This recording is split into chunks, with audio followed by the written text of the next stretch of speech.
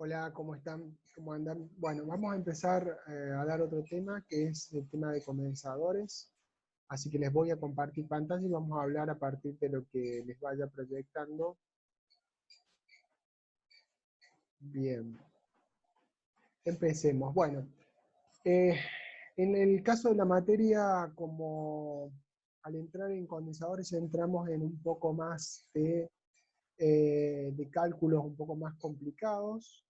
Vamos a ver ahora en este video todo lo que tiene que ver eh, con el teórico, y después vamos a empezar a ver cómo se calculan, y después vamos a ver algunos ejemplos de cálculo. Bueno, eh, entiendo que ustedes saben para qué se usa un condensador. Normalmente un condensador se usa y son muy utilizados para lo que son torres torres de destilación o otro tipo de torres, digamos. Básicamente lo que hacen es, los condensadores son intercambiadores de calor que tienen la particularidad de que por al menos uno de los fluidos es un vapor.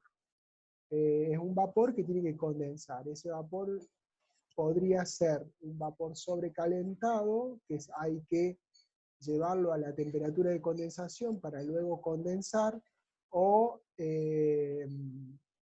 y también puede existir la posibilidad de que yo quiera condensarlo, y no solo condensarlo, sino subenfriarlo.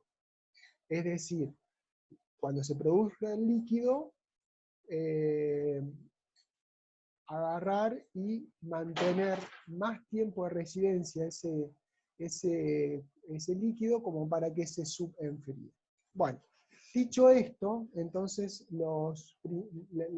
la principal uso de los condensadores es para las torres de destilación. No obstante, también hay otros usos de condensadores para, por ejemplo, plantas de potencia, es decir, plantas que utilizan vapor para producir energía. Una parte del ciclo consiste en condensar ese vapor residual después de haber pasado por la turbina. Bueno, también se lo suele usar, ¿sí? Entonces, son equipos que aquellos que trabajen y vayan a trabajar en plantas que tengan que ver con la destilación, lo van a hacer, lo van a usar muchísimo. Y en otras industrias también se suele usar para condensar, ya sea desde vapor de agua hasta otro tipo de componentes. Bueno, como decía, las plantas de generación de potencia lo usan, ya que a partir de una caldera generan un vapor de alta presión que genera un trabajo en la turbina, la hace mover y eso produce energía eléctrica, y como consecuencia de esto, el vapor que está en alta pasa a ser un vapor de baja, es decir, pierde su energía. De hecho, lo que hacen es entregarle un trabajo a la turbina y por lo tanto baja su energía, se convierte en un vapor de baja presión, y ese vapor de baja presión se condensa para poder retornar a la caldera. Ese es el trabajo que se hace. Eh, y ese es otro de los usos de los condensadores. En el caso de los condensadores, como les decía, un vapor saturado se transforma, puede ser saturado o puede no serlo, normalmente es saturado, pero puede ser no saturado, y en ese caso hay una parte del área del equipo que se la va a utilizar para bajarle la temperatura al vapor, y otra parte que va a ser la propiamente de condensador. Eh, lo que hacen básicamente, ustedes saben, cuando condensamos, lo que hacemos es bajamos el calor latente, ¿sí? O sea, lo cambiamos de fase, o sea, cambiamos el calor latente, lo mandamos o lo extraemos de esa corriente de vapor y lo pasamos a hacer un líquido. El proceso de condensación puede ser dado de dos formas normalmente. Hay varias subformas de estas, pero en dos formas. Una es la condensación en gota, eh, que solo se produce en vapores muy puros, es decir, es la fina gota, digamos, que se produce. cuando los vapores son muy puros suelen hacer este tipo de gotas, pero normalmente no es el caso que nosotros vamos a trabajar en condensadores, ya que nosotros vamos a trabajar con el caso más factible, que es el de película, ¿sí? Evidentemente, si tuviéramos la posibilidad de generar transferencia en gotas, es 10 veces mayor la transferencia de calor que el de película, o sea, es un altísimo valor. No obstante, es muy difícil de conseguir esa condición. La condensación en gota, básicamente es generar pequeñas gotas por contacto con una superficie de menor temperatura. Esto hace que se produzcan pequeñas gotas que se van incrementando su tamaño a medida que va llegando vapor a la superficie de esa gota y se condensa, pues está a menor temperatura, hasta que llega un momento que la gota, como en este caso, se desprende y cae, ¿sí? Y barre la superficie. Esto, vuelvo a decir, no es lo más usual es que se produce una condensación en película, es decir, que se forme una película completa en la zona donde se está produciendo la condensación, y esa película va a ir fluyendo, y a medida que va fluyendo se va formando nueva película, digamos, con lo cual, como vemos acá, esto tiene un comportamiento y un espesor, un tamaño, y ese tamaño también, ¿por qué hay mayor transferencia aquí que aquí? Porque en este caso el vapor prácticamente golpea contra la pared fría. En este caso, el vapor no golpea contra la pared fría, golpea contra una superficie que es el líquido condensado. Entonces la transferencia de calor no es tan directa de la zona fría a la zona caliente, que es donde está el vapor, sino que es a través de una película que le genera una resistencia a la transferencia de calor, y por eso es menor la transferencia de calor en este caso que en este caso. ¿Está claro? Bueno, espero que lo hayan entendido. Bueno, como decíamos, la condensación de película normalmente se comporta como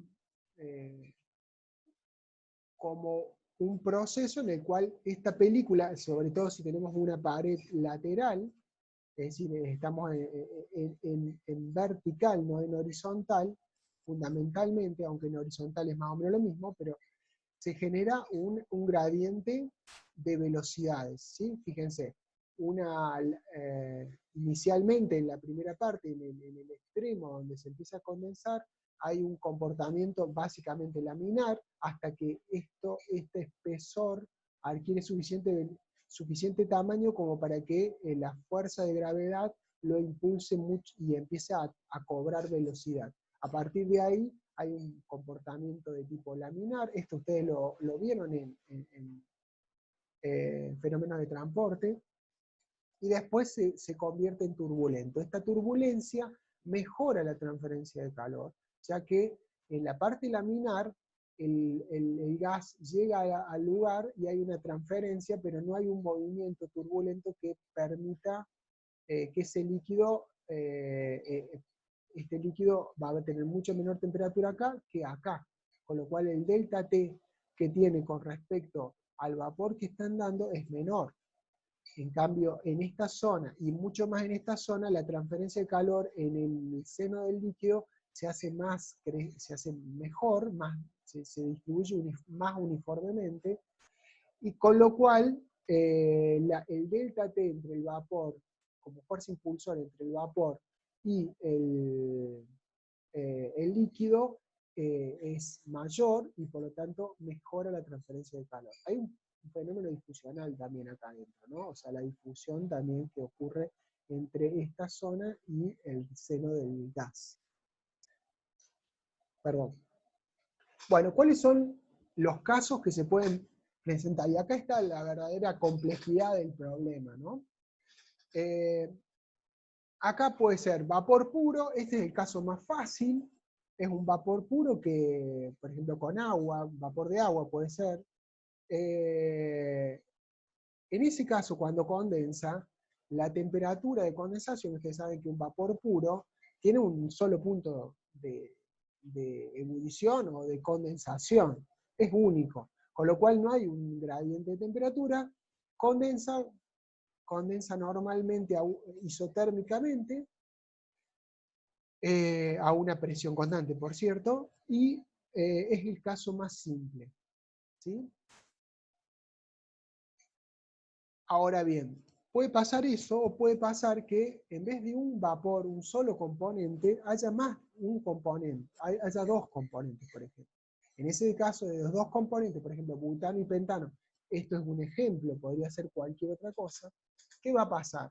Y va a pasar que acá hay dos componentes que son diferentes, que tienen puntos de ebullición o puntos de condensación diferentes, con lo cual la temperatura ya no va a ser, el valor de temperatura al cual condensan no va a ser único, va a ser un delta T.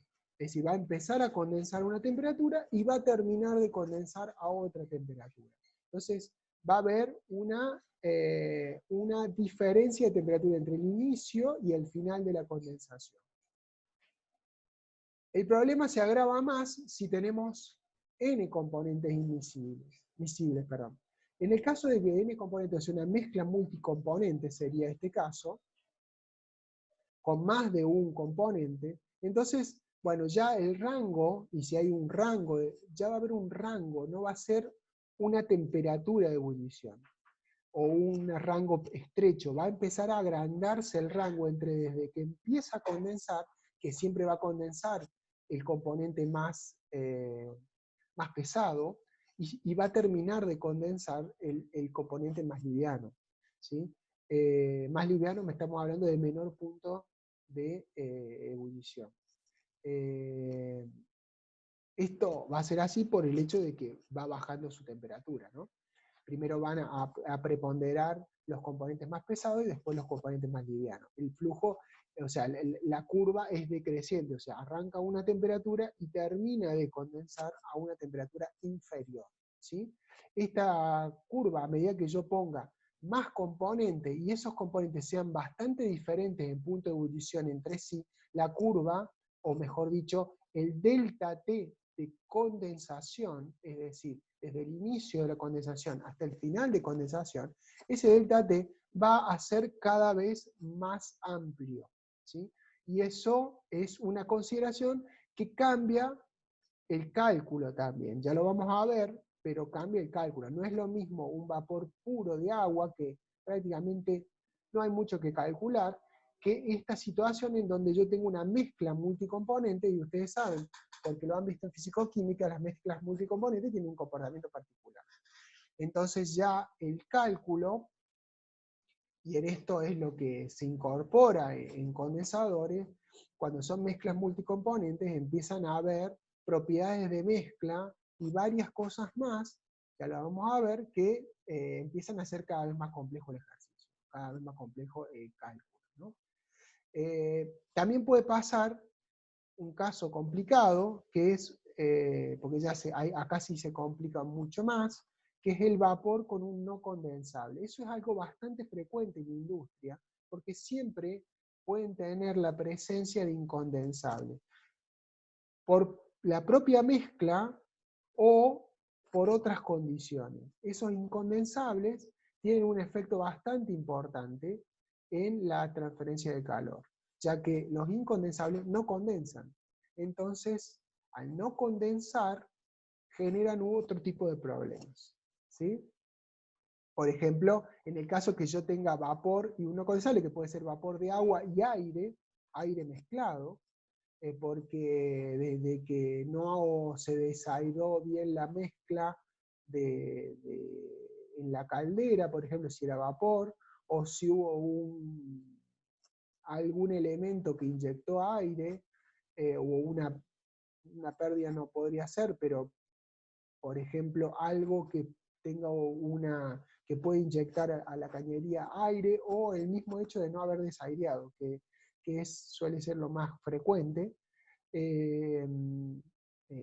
Desaireado, el agua que entraba a la caldera genera después problemas de incondensables. Estos incondensables generan bastante problemas, pero no lo vamos a ver acá, con cuál es el efecto, sino lo vamos a ver cuando veamos el práctico de cómo se plantean este tipo de ejercicios y por qué. Bien. Y después podemos tener componentes miscibles y no condensables, o sea, acá ya vamos, en vez de un vapor, un único componente más un incondensable, vamos a tener una mezcla multicomponente más un incondensable. Eso es uno de los casos más complejos, ya que yo tengo un delta T de condensación, pero le sumo la presencia de un incondensable que no va a condensar. Eso lo hace bastante complejo. Después puede pasar que yo tenga mezclas multicomponentes y tenga uno o varios inmiscibles. Eso es otro problema, se genera otro problema y requiere otro tipo de cálculo, ya que los inmiscibles, como ustedes saben, forman una fase diferente cuando se condensan. O sea, en gas van a ser la misma fase, pero después cuando condensan hacen una fase diferente. Al hacer una fase diferente, el tratamiento en esa fase es diferente y por lo tanto el tratamiento en el cálculo del condensador también es diferente. Después puede haber n componentes inmiscibles y un no condensable. Si son invisibles, por ejemplo acá dice pentano, vapor de agua y aire, el pentano y el vapor de agua son inmiscibles, y aire como incondensable, ese no se va a condensar. Bueno, eso requiere otro tratamiento, y es el caso más complejo, digamos. Básicamente, o mejor dicho, el más complejo en el caso es este, que es con n componentes inmiscibles, otro miscible, un inmiscible y un incondensable, que es el caso de que haya algún componente que a su vez es inmiscible y a su vez hay incondensable. Este es el caso más complejo. Bueno, ya lo vamos a ver cuando veamos la parte del práctico, porque en realidad, digamos, el planteo es teórico, pero desde el punto de vista práctico se puede ver la diferencia y cómo se encara. Bueno, los condensadores pueden ser los condensadores, estos equipos, pueden ser de contacto indirecto o de contacto directo, ¿sí? En contacto indirecto, podemos tener enfriadores por aire, que son enfriadores bastante simples. Nosotros no lo vamos a ver acá, solamente los vamos a mencionar nada más. Hay algunos ejemplos, pero no muy importantes. De placas se usan para vapores simples sobre todo, y de carcasa y tubo, que normalmente son los equipos que más uso tienen para condensar, ¿sí? Se usan mucho los carcas y tubos, ¿sí? Los de placas se están cada vez usando más por la viabilidad o factibilidad que tienen, sobre todo por la relación, los espacios, la relación, y porque los costos los han ido mejorando. Pero las placas, dependiendo del tipo de placas, tienen otro tipo de performance, otro tipo de diseño para poder abastecer este cosa. Ya vamos a ver un caso para que lo vean y lo entiendan, qué es lo que se hace, porque acá hay un fenómeno también de presión. Entonces, como se acuerdan, los intercambiadores de placa tenían algunos inconvenientes con la presión, ¿sí? Y los de contacto directo por burbujeo, por spray de líquido sobre el vapor y por columna de relleno con líquido hacia arriba o hacia abajo, vapor entrando por abajo. Estos son equipos en donde, ¿por qué hicimos contacto directo? Porque nosotros normalmente hacemos una condensación entre un gas que se condensa y un líquido que hace las veces de refrigerante de este gas, ¿sí? Cuando hablamos de contacto directo, hablamos de que este líquido refrigerante tiene que ser igual a este vapor que se va a condensar, y se hace el contacto directo entre los dos.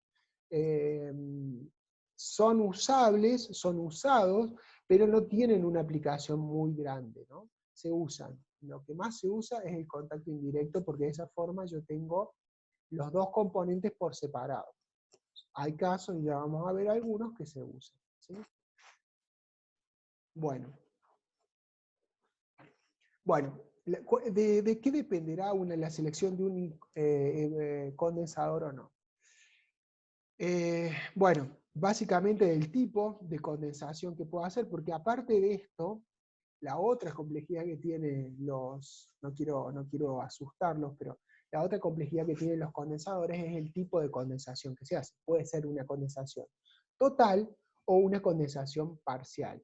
Si hago una condensación total, lo voy a trabajar de una determinada manera y voy a necesitar equipos que se pueden aplicar en mejor medida, y una condensación parcial necesita a lo mejor otro tipo de equipos. La otra es si el vapor es simple, es un solo componente, o si es una mezcla multicomponente, porque no es el mismo tratamiento. En el caso de un vapor simple se puede adaptar casi cualquier equipo. En una mezcla multicomponente hay algunos equipos que no serían los más convenientes. Si el vapor tiene gases o vapores incondensables, lo que hablamos, o sea, no cualquier equipo va a tener esta ventaja de poder evacuar los incondensables, después vamos a hablarlo. Si se necesita subenfriamiento del condensado o no, por ejemplo, en estos dos casos no se pueden usar los de placa, porque no puedo ventear, y en el caso de los incondensables, y en el otro no puedo subenfriar el condensado, porque son equipos que no permiten tener una zona de alta, que cambie el tiempo de residencia. Podría ser, pero no son muy aplicables. Por ejemplo, si existe la posibilidad de que el refrigerante utilice la energía de condensación del otro componente y se vaporice, ese sería otro tipo de equipo. Esos son equipos mucho más especiales. Si se necesita controlar las condiciones del condensado, es decir, si se necesita que tener un muy buen control por algún parámetro, porque es una condensación, por ejemplo, parcial, y necesito controlar muy bien las condiciones de condensado, en ese caso no puedo usar cualquier equipo. También la presión de trabajo tiene efecto muy grande en la selección del equipo. No es lo mismo trabajar a 1 atmósfera que trabajar a 20, 30 atmósferas. También el efecto de que sean corrosivos o no. Bueno, como estuvieron viendo ustedes en intercambiadores de calor, entran en juego las mismas condiciones originales que habíamos hablado, ¿no? Bien, sigamos. En el caso de condensadores de carcasa y tubos, ya si entramos en una de las consideraciones, en uno de los tipos de intercambiadores, que son estos los más usados, como les decía, se puede condensar por tubo o por carcasa. Y en ambos casos, por tubo o por carcasa, se pueden usar verticales, o sea, vertical, horizontal o inclinado. El inclinado es para favorecer el drenaje del líquido, ¿no? Por cierto, los criterios de ubicación de los fluidos, ustedes ya han visto criterios de ubicación en el caso de intercambiadores de calor. Bueno, básicamente son más o menos los mismos criterios los que hay que aplicar. Bueno, veamos cuándo se usa, nosotros dijimos, perdón, dos tipos, por tubo o por carcasa. Bueno, veamos ahora por los tubos, a ver qué es lo que debemos usar.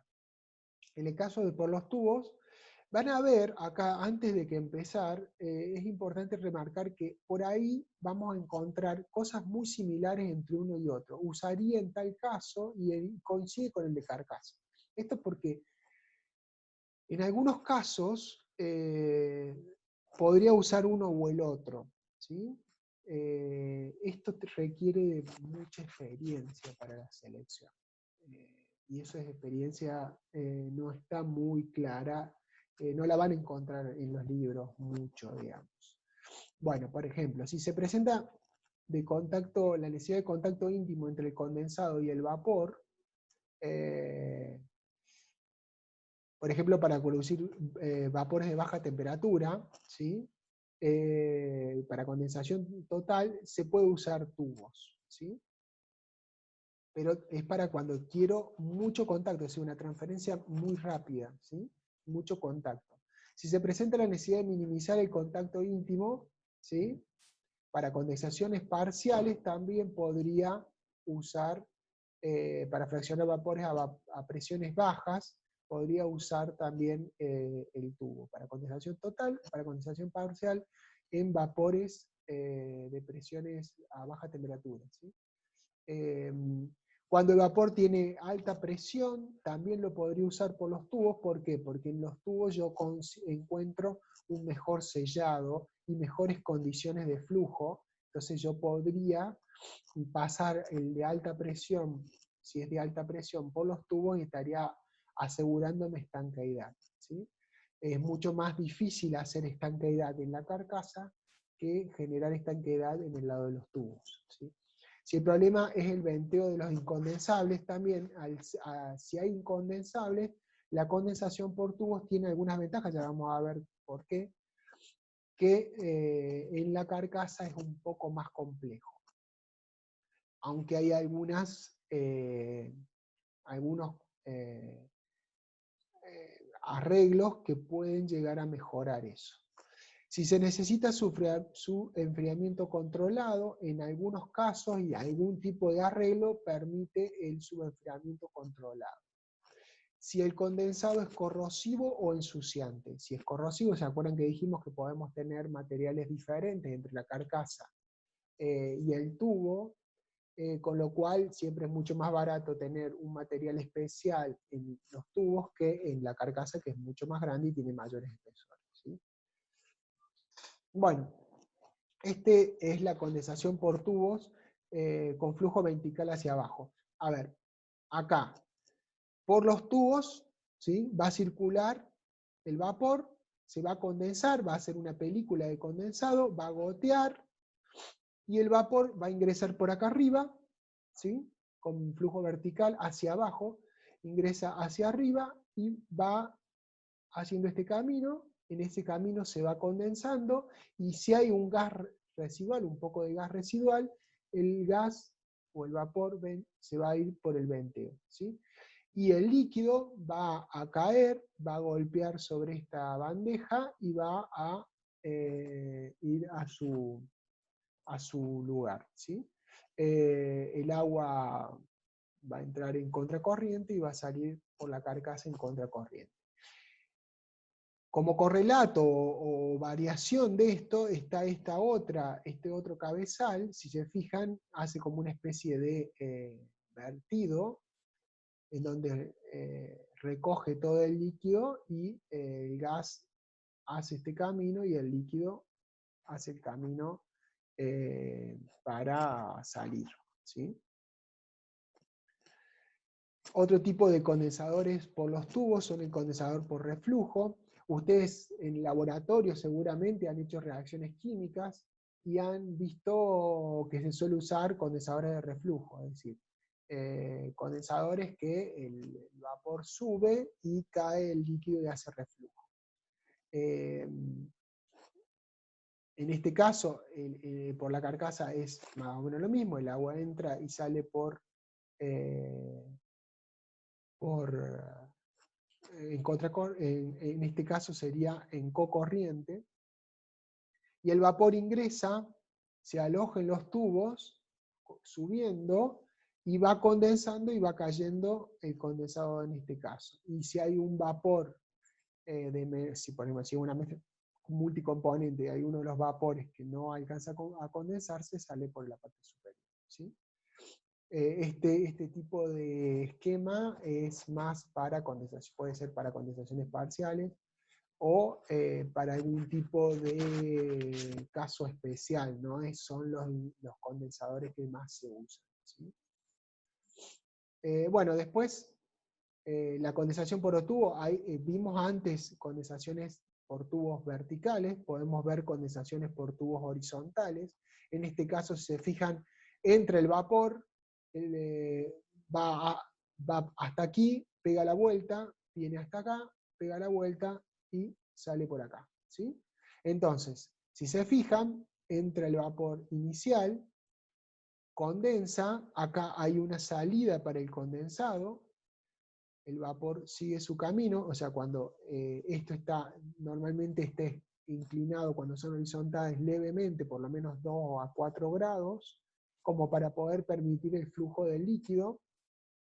El flujo de líquido cae aquí y de acá es retirado, mientras hace la vuelta por esta parte el vapor. O sea, el líquido acá va a ir bajando en este sentido y acá va a ir bajando también en este sentido. En este paso, acá tenemos 1, 2, 3 pasos. ¿Está claro?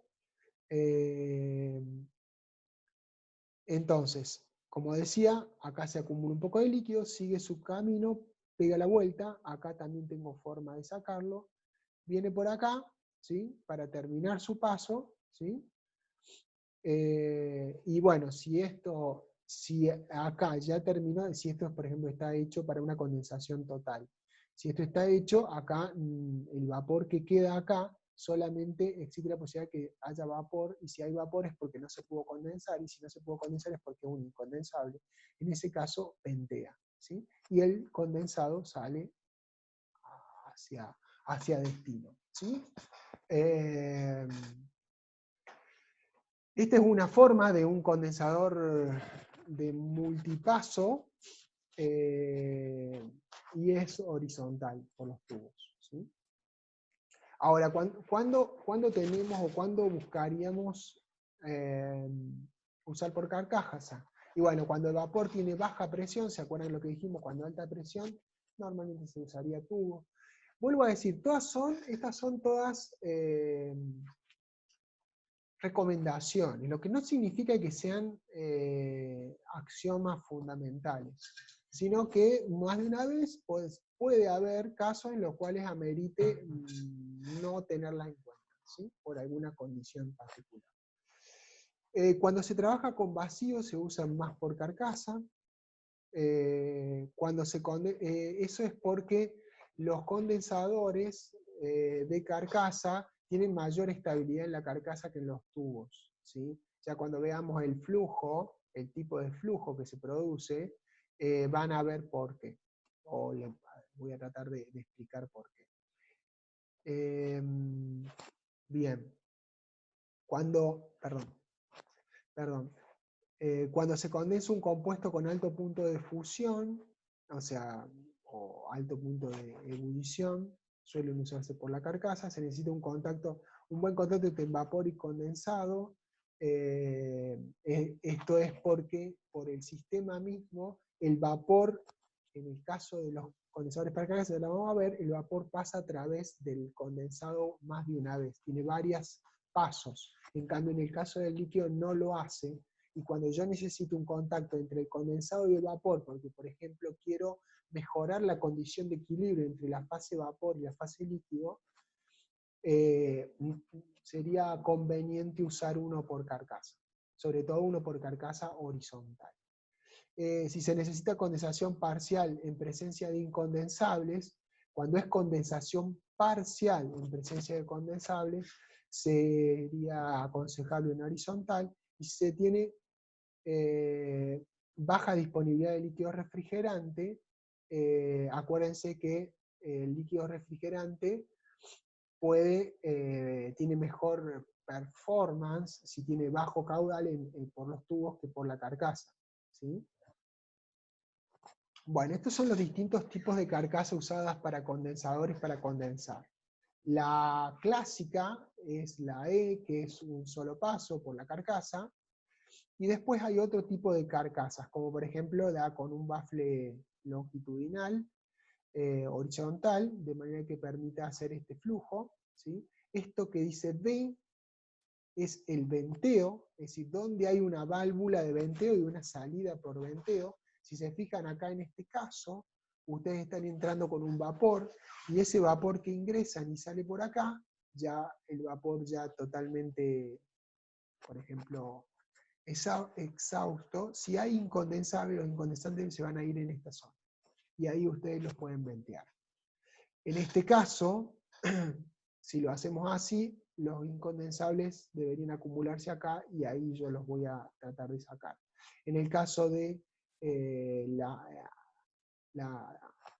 el tipo de carcasa G, que tiene un bafle longitudinal que separa los flujos en dos, en el medio, en la zona de contacto central, después de pasar por el bafle, ahí tengo la posibilidad de ventear, y el flujo va a ir en este sentido.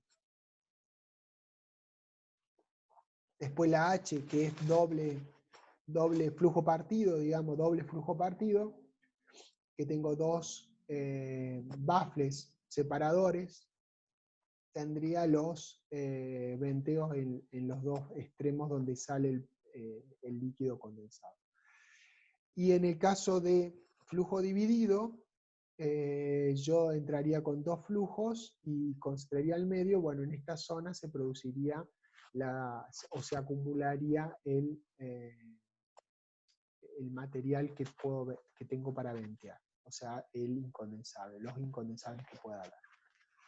Bien, en este caso, en la carcasa tipo X, que es flujo cruzado, el venteo se produciría en la zona del medio, básicamente, y la salida por el centro. ¿Sí? Bien, en el caso de una carcasa X, ¿cómo sería la condensación por la carcasa? El refrigerante entra por uno de los costados y después sigue su paso por aquí. El vapor entra, hay un espacio, este espacio está con vapor y el refrigerante actuando, y se produce y generamos una laguna de condensado. Esto se genera, la laguna de condensado se genera con el objeto de generar una zona de subenfriamiento o estabilización, pero sobre todo de subenfriamiento. Bien, si vemos acá otro caso, una carcasa E, una típica carcasa E, ingresa, hay un plato de choque. Esto es una de las cosas que se usa, ya que acá entra vapor. El vapor no es bueno que entre en contacto directo con los tubos, sino que haya algo que lo esté cortando al flujo para que no le pegue directo, que no haya vibración por eso.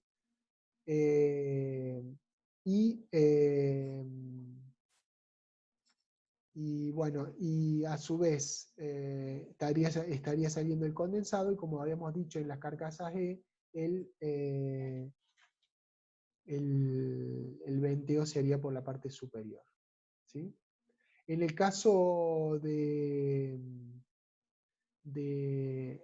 los baffles, cuando es una carcasa de este tipo, fíjense que los baffles están rotados, están, en lugar de estar horizontales y con el corte en este sentido, el corte se hace aquí, precisamente para que el flujo vaya en este sentido, ¿no? Vaya yendo y viniendo.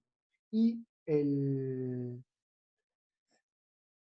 esta zona se coloca un pequeño corte en el bafle con el objeto de que el líquido pueda fluir en la carcasa. ¿Sí? Bien, debido al horario vamos a hacer un corte ahora, y bueno, yo voy a dejar de proyectar ahora, y después volvemos en otro video donde sigo explicando este teórico. Listo, entonces, hasta luego.